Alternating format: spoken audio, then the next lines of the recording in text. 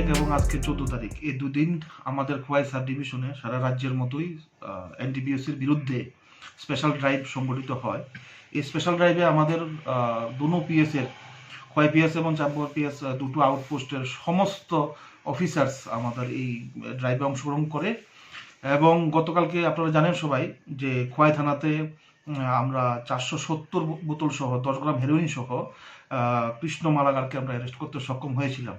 এই ড্রাগ ব্যবসায়ীকে আমরা ইন্টারোগেশন করে ওর থেকে যে নথি এবং তথ্যবোধ আমরা পেয়েছি, সেই তথ্য নিয়ে আজকে এবং গতকাল সারা রাত আমরা রেড করে বিভিন্ন জায়গাতে খোয়াই শহরের আরও 3 জনকে জালে তুলতে সক্ষম হই। ওরা হচ্ছেন উৎপল কর, উৎপল দে এবং আশুতোষ দেব।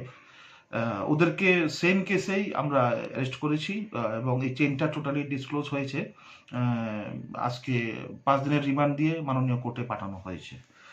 অন্যদিকে চাম্পর এই কোয়ারি কেসটার সফলতার পেছনে অফিসার যারা কাজ করেছে হলো সত্যজিৎ মল্লিক, ইনচার্জ খোয়াই পিএস, তারপরে এসআই শুভেন্দু এবং আমাদের সৈয়দউদ্দিন। এই 3 জন অফিসার খুব ভালো কাজ করেছেন। আর চাম্পর পিএসে আজকে সাকসেস মিলেছে ইয়েতে আপনা বস্তিতে শিপন সাঁওতাল 37 বছর, ওর কাছে ওর বাড়ি রেড করে 7 বোতল কফ সিরাপ পাওয়া গেছে ইলিগেল।